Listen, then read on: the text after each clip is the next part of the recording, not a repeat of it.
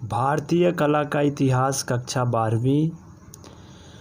तो आज का अध्याय है हमारा बंगाल शैली, जिसमें पहला जो हमारा टॉपिक है वह है यात्रा का अंत। इनके चित्रकार है अवनींद्रनाथ टैगोर। माध्यम कागज़ पर जल रंग। समय 1937 ईस्वी। शासनकाल आधुनिक तकनीक टेम्परा और वॉश। संग्रह राष्ट्रीय संग्रहालय नई दिल्ली।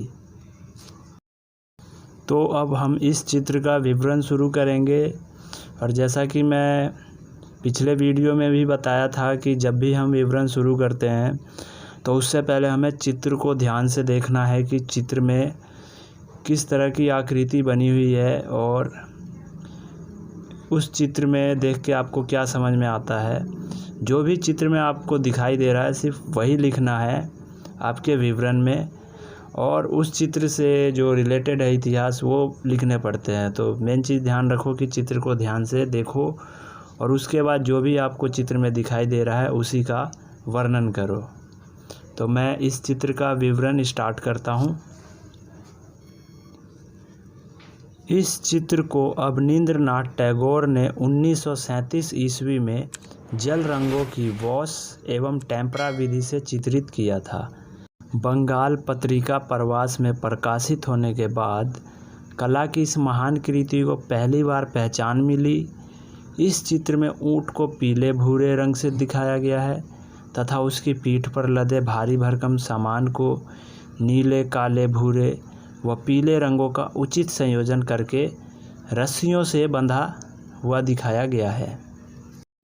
थके हारे व भूखे प्यासे ऊंट की मनोदशा व कष्टों को उसकी आधी खुली आँखों से तथा निढाल परे शरीर से यात्रा के अंत के रूप में दिखाया गया है।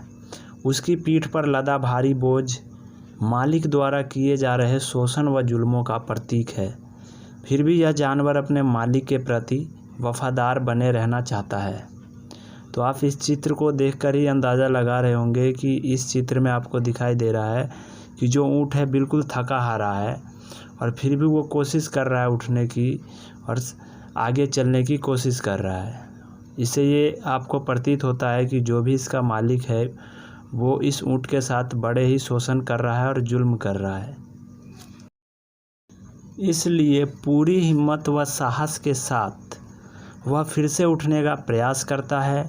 ऊँट की इस मुद्रा व छवि को स्पष्ट करने के लिए कलाकार ने उसके नीचे पत्थरों को नीले रंग की आभा प्रदान की है।